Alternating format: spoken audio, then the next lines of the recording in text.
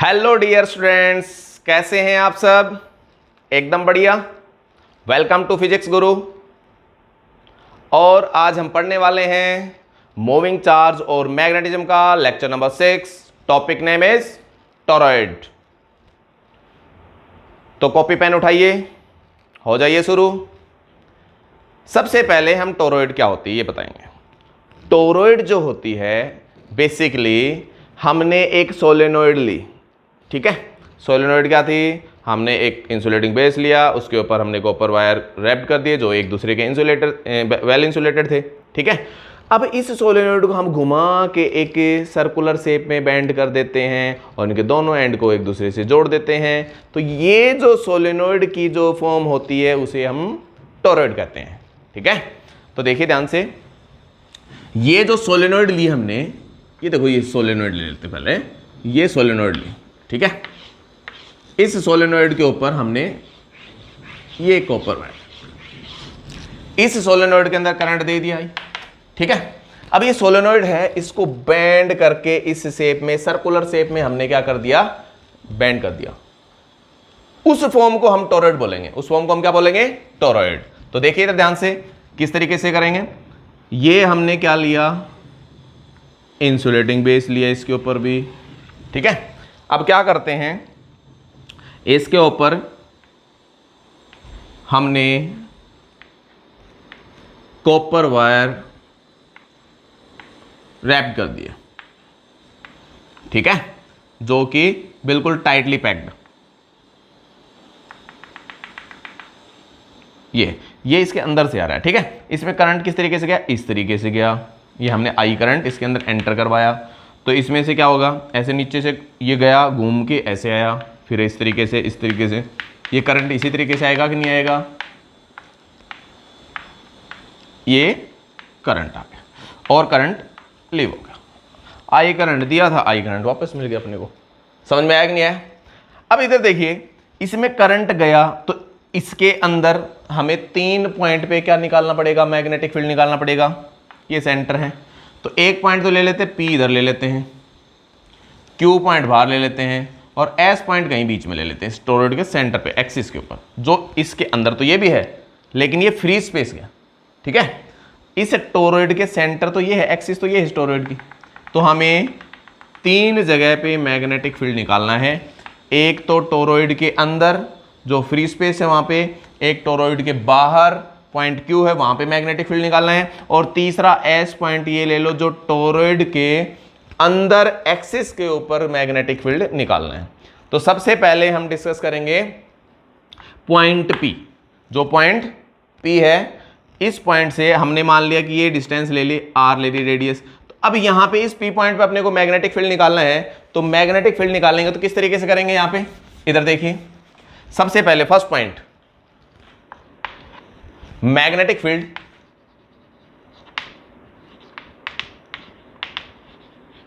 Eight point P, at point P inside the toroid in free space. ये inside the toroid, तो ये भी inside he है, ये भी है, लेकिन इसके अंदर क्या है? फ्री स्पेस के अंदर बोल रहे हैं। तो भाई याद करो, एम्पियर सर्किटल लॉ के अकॉर्डिंग अपन क्या करते थे? B.dl equal to mu 0 I inside. Why using ampere circuital law? We know that integration B.dl is equal to mu 0 I in होता था कि नहीं होता था? I inside. जो करंट इनसाइड हो वो करंट होते थे। तो सबसे पहले क्या करें, इस पॉइंट P पे एक एम्पियर सर्किटल लूप ले लेते हैं। ये ले लिया, ठीक है, एम्पियर लूप ले ली। इसके अंदर इस P पॉइंट पे एम्पियर लूप लेंगे तो यहां पे हमने अगर देखा कि भाई इसके अंदर, चलो ठीक है, अगर भाई यहां पे क्या करंट है? क्या करंट है? नहीं है। करंट इसके अंदर है, इस लूप के अंदर कोई करंट है? नहीं है। इस लूप के अंदर कोई करंट नहीं है, तो अपन क्या बोलेंगे? आई इन इज इक्वल टू 0। इनसाइड कोई करंट नहीं है और करंट नहीं है, तो इसका मतलब B equal to B.dl equal to B कितना आएगा?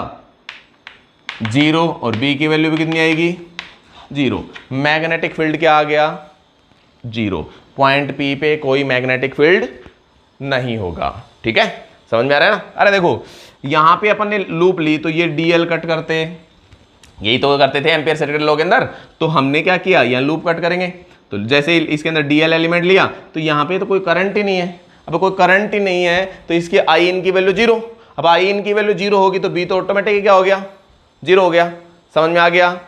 दूसरा point, magnetic field at point Q. Second है at point Q, Q point पे मैग्नेटिक फील्ड। ये क्यू पॉइंट कहां भाई, बाहर है, outside the toroid, outside the toroid, ठीक है।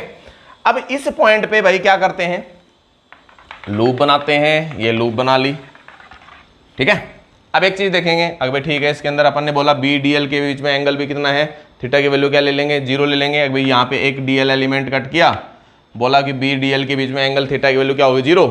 लेकिन यहां एक चीज सोचने वाली है, क्या क्या सोचने वाली है, आगे भी ठीक है, इसके अंदर करंट है करंट, कैसा कैसा करंट है, अगर भाई आई करंट यहां गया तो आई करंट यहां पे देखो अंदर जा रहा है, ये करंट कहां जा रहा है, अंदर, और यहां से बाहर आ रहा है करंट, यहां अंदर जाएगा करंट, यहां बाहर आएगा, यहां अंदर जाएगा करंट, यहां बाहर आएगा, ठीक है। और करंट कितना है, आई है। इसका मतलब क्या हो गया, एम्पियर्स लूप के अकॉर्डिंग, एम्पियर सर्किटल लॉ के अकॉर्डिंग जो आई इन होता था वो साइन कन्वेंशन के ऊपर डिपेंडेंट था कि नहीं था।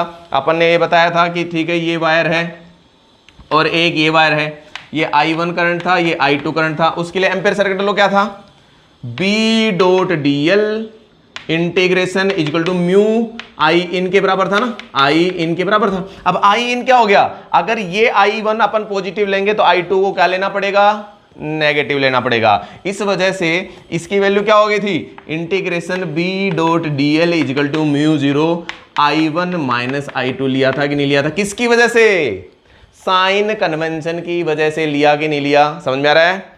आगे भाई एम्पियर सर्किट लो, अब इसमें आई इन तो है बिल्कुल, इस लूप के अंदर करंट है, लेकिन वो करंट किस किस तरीके से है, I1 I2 की फॉर्म में है। तो इसका मतलब ये I1 तो अंदर जा रहा है, तो इसका मतलब I ही अंदर जा रहा है, तो करंट तो इसमें वही I घूम रहा है। तो इसका मतलब अगर I अंदर गया तो I बाहर आ गया, फिर अंदर गया फिर बाहर आ गया, फिर अंदर गया फिर बाहर आ गया। इसके अंदर सब जगह I अंदर भी गया है और I बाहर भी मिलेगा।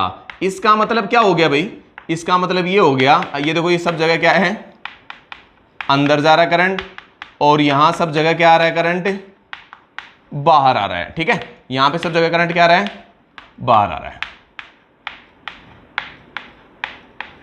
ये करंट बाहर आ गया। समझ में आया कि नहीं है। अब I करंट, इसका मतलब I1 और I2 तो बराबर है, I1 और I2 इसमें क्या है, बराबर। क्यों, क्योंकि I करंट अंदर गया, I करंट क्या आ गया, बाहर आ गया। अब I1 और I2 बराबर है तो म्यू 0 I माइनस I की वैल्यू कितनी होगी, बताओ जल्दी से, 0। समझ में आया कि नहीं है। ठीक है, अरे देखो I बाहर आया, ये ऊपर से जा रहा है, ये अंदर से ऐसे ऐसे रैप करवा रखे हैं इसके अंदर अपन ने। ठीक है, तो इसके अंदर I अंदर गया, I करंट क्या आ गया, बाहर। तो एक करंट अंदर जा रहा है, एक करंट क्या आ रहा है उसी टाइम पे बाहर, दोनों की वैल्यू सेम है। तो म्यू 0 I1 माइनस I2 की वैल्यू कितनी हो जाएगी, mu 0 into I minus I की वैल्यू कितनी हो जाएगी, 0 हो जाएगी। तो अपन क्या बोल सकते हैं सेकंड वाले के अंदर कि भाई जितना करंट अंदर जा रहा है उतना ही करंट क्या आएगा, बाहर। तो एम्पियर सर्किट लो, इस पे भी लगा दो, B dot D L is equal to mu 0 times I in होगा कि नहीं होगा। ठीक है, तो इसकी वैल्यू कितनी होगी, बी, अब देखो dl mu 0 I minus I minus I, तो इसकी वैल्यू कितनी हो जाएगी, 0। तो b की वैल्यू कितनी होगी बताओ, 0। मैग्नेटिक फील्ड b की वैल्यू कितनी हो गई, 0। तो हम इनसाइड इसके फ्री स्पेस में और आउटसाइड मैग्नेटिक फील्ड की वैल्यू टोरॉइड में 0 होती है। फटाफट से यहां तक नोट कीजिए, आगे करवाते हैं अभी। अब देखिए third point, magnetic field at point S on the axis inside the toroid. ठीक है, तो किस तरीके से करेंगे इसको, देखो इसको मिटा देते हैं। या ये सिर्फ एक टोरॉइड रखेंगे, अंदर वाले मिटा देते हैं। अपने को किस पॉइंट पे चाहिए, अपने को इस पॉइंट पे चाहिए। तो हम क्या करेंगे, याद करो एम्पियर सर्किट लो, वही अपना तो एक काम है, एक कोई भी इस लाइन के अकॉर्डिंग एक डीएल एलिमेंट ले लेते हैं, तो डीएल एलिमेंट तो इधर होगा। अब मैग्नेटिक फील्ड की डायरेक्शन क्या होगी, राइट हैंड थंब रूल से देखो। अब देखो ये करंट कैसे आ रहा है, इस तरीके से, तो इस कॉइल को अगर हम पकड़े तो मैग्नेटिक फील्ड इस तरीके से होगा। अब एक करंट के देखो इधर, अगर कंडक्टर को पकड़ के देख लो चाहे कोइल को पकड़ लो, दोनों में एक ही डायरेक्शन आएगी। हम राइट हैंड थंब रूल दोनों लगाते थे ना कोइल के अंदर, तो हम कोइल को कोई भी सोलेनोइड को पकड़ते थे तो उसका थंब की डायरेक्शन क्या देता था, कर्वेचर ऑफ फिंगर तो देती थी करंट की डायरेक्शन, और थंब क्या देता था, मैग्नेटिक फील्ड की डायरेक्शन।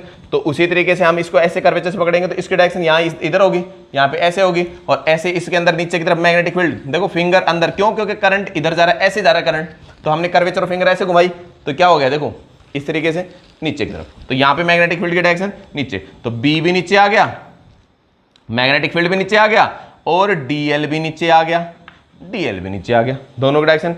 इस पे यहाँ पे अगर कट करते हैं डीएल, ये डीएल, तो डीएल की डायरेक्शन यहाँ, और देखो इस पॉइंट पे मैग्नेटिक फील्ड इधर, तो ये मैग्नेटिक फील्ड बी की डायरेक्शन भी इधर होगी, ठीक है, बी की वैल्यू इधर होगी और डीएल भी इधर ही है। इसका मतलब हर जगह पे इस पे कट करोगे तो दोनों की डायरेक्शन क्या आएगी, सेम आएगी।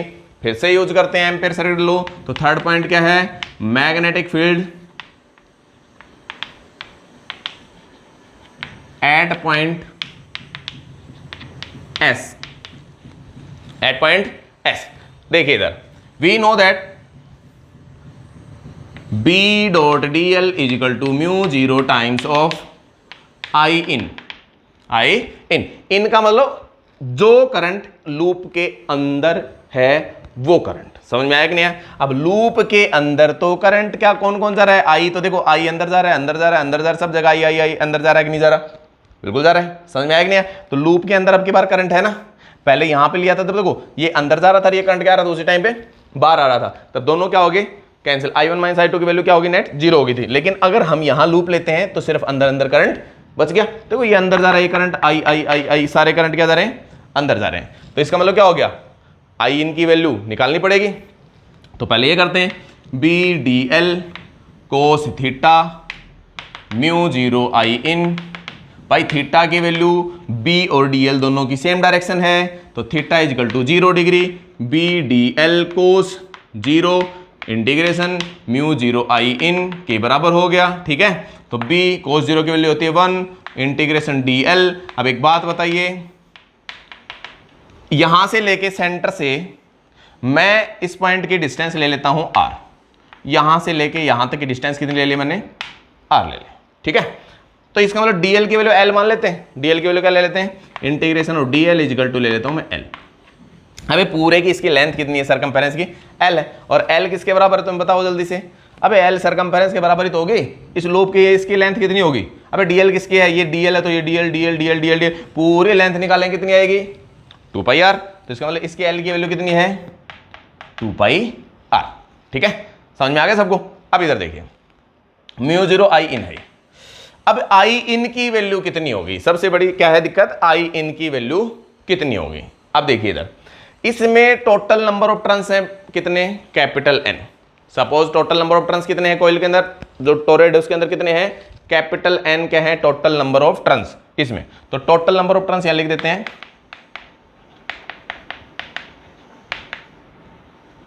इज कैपिटल एन, क्या है कैपिटल एन। तो एक बात बताओ, एक टर्न में कितना करंट जा रहा है, आई, तो आई प्लस आई प्लस आई प्लस आई आई आई ऐसे करते जाएंगे, तो इसका मतलब कितने एन टर्न्स है, तो कितना हो जाएगा टोटल आई इन की वैल्यू एन आई, तो टोटल आई इन की वैल्यू कितना लिख दूं मैं, total number of turns into एक में करंट, ये हो गया कि नहीं हो गया, ये वैल्यू पुट कर देते हैं इसके अंदर इक्वेशन नंबर फर्स्ट के अंदर, तो B into 2 pi R is equal to mu zero N I, ये वैल्यू आ गई कि नहीं आ गई। तो भाई बी की वैल्यू कितनी आ गई, mu zero N I divided by 2 pi are.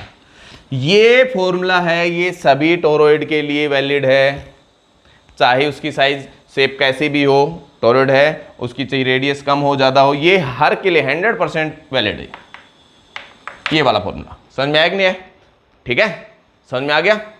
अब देखिए दूसरा, लेकिन अपन ने तो पढ़ा है सोलेनोइड की वाले फॉर्म में, सोलेनोइड का क्या था, बी इक्वल टू वहां पे तो म्यू जीरो एन आई आया था, स्मॉल एन इंटू आई आया था, तो ये फॉर्मूला कैसे ड्राइव करें, तो देखिए इधर इसमें कितने टर्न्स है, total number of turns capital N. Total length कितनी है 2 pi R. Number of turns per unit length small N क्या था, number of turns per unit length, तो स्मॉल एन की वैल्यू कितनी हो जाएगी, number of turns per unit length. तो total number of turns divided by total length, ये आ गया कि नहीं आ गया एन की वैल्यू।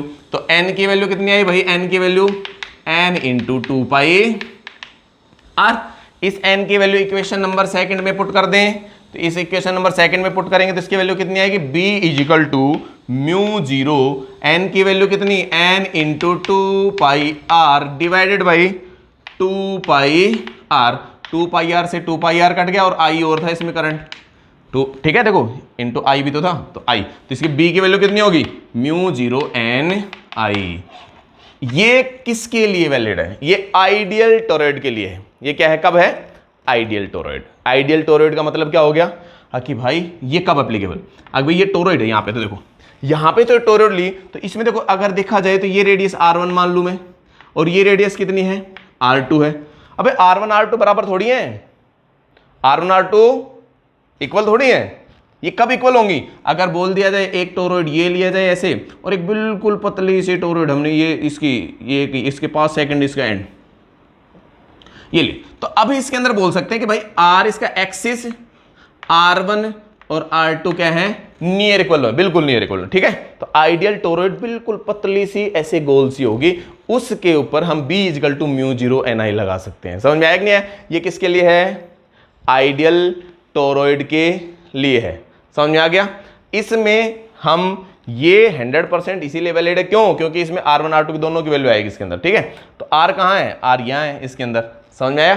तो इसके अंदर के ये सेंटर से यहाँ से डिस्टेंस है इसके अंदर, तो इसके अंदर क्या बोला गया, ये आइडियल के अंदर अगर बिल्कुल पतली सी टोरॉइड, बिल्कुल पतली सी है, जिसके अंदर क्या है r1 r2, बाहर वाली रेडियस r2, अंदर वाली रेडियस r1 और एक्सिस की r तीनों बराबर होंगी, तो ये क्या हो गया, हमने आइडियल टोरॉइड के लिए कितना है b equal to mu zero N I, ठीक है।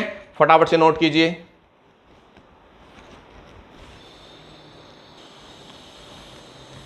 हाँ तो भाई क्वेश्चन देखिए इसके ऊपर, टोरॉइड के ऊपर क्वेश्चन देखिए।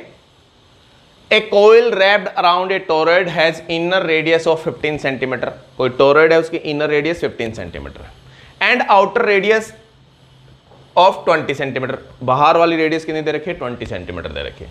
If the toroid has 1000 turns of wire and carried A current of 12 ampere, वो 1000 टर्न्स कैरी कर रही है। Number of total number of turns कितने हैं 1000, कैपिटल एन कितने हैं 1000 है, ठीक है। करंट कितना कैरी कर रही है 12 ampere. Find the maximum and minimum value of magnetic field with in the toroid. अगर टोरॉइड के अंदर मैक्सिमम और minimum value of magnetic field कितनी होगी, ठीक है। तो ध्यान से देखिए इधर, ये टोरॉइड देखो, इधर एक ये है और एक ये टोरॉइड बन गई, ठीक है। अब इसके अंदर करंट कितना है, करंट इसके अंदर कितना है 12 एम्पियर करंट है इसके अंदर, ठीक है।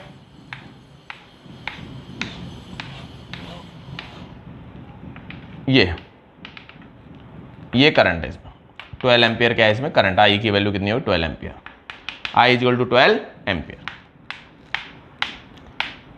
क्वेश्चन में क्या दे रखा है भाई, आपने को दे रखा है, ये हमें दे दिया क्या, R1 की वैल्यू दे दी 15 सेंटीमीटर, 15 सेंटीमीटर दे दी, ये यहां से लेके R1, और ये R2 की वैल्यू कितनी दे दी 20 सेंटीमीटर, ठीक है।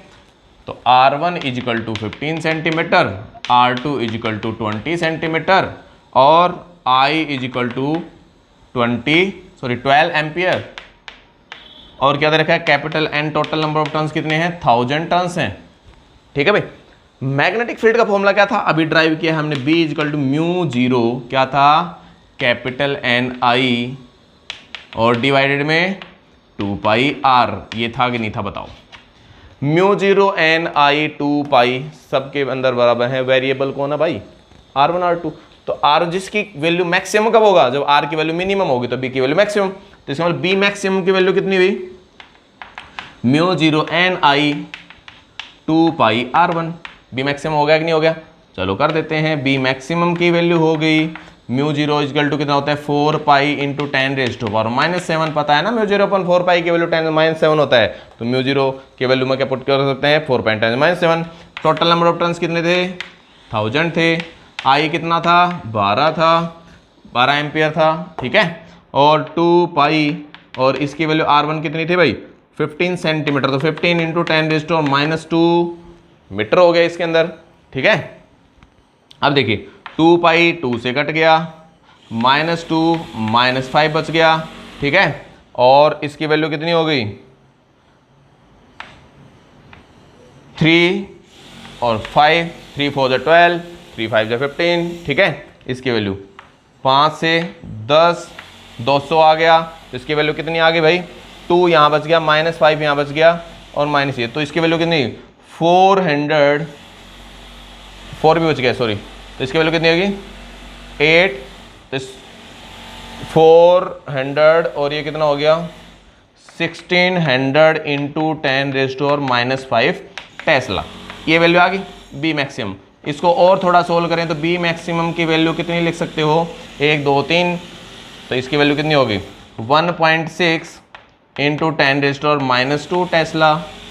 क्या बी मैक्सिमम आया कि नहीं आया, बी मैक्सिमम आ गया, ठीक है। बी मिनिमम का जब रेडियस बढ़ा देते हैं तो बी मिनिमम की वैल्यू कितनी आएगी μ0 ni divided by 2 pi R2 की वैल्यू आ गई कि नहीं आ गई, तो बी मिनिमम की वैल्यू आ गई μ0 4 पाई 10⁻⁷, वही सेम 1000 इंटू टी आई की वैल्यू कितना था 12 एम्पियर था, 2 पाई और R2 की वैल्यू कितनी थी भाई 20 इंटू 10⁻², क्यों सेंटीमीटर में थी भाई, मीटर में कन्वर्ट कर दिया अपन है ना, तो इसकी वैल्यू कितना 2, ये हो गया 2, इसकी वैल्यू 0 से 0 कट गई, ये हो गया यहाँ पे 6 हो गया, -2 -5 बच गए, तो 6, ये कितना हो गया 12 इंटू, और ये 0 भी तो आ गए 2 0 इंटू 10⁻⁻5 आ गया, ये बी मिनिमम आ गया, तो इसकी वैल्यू कितनी होगी तो 1.2 इंटू 10⁻⁻2 टेस्ला, ये आ गया बी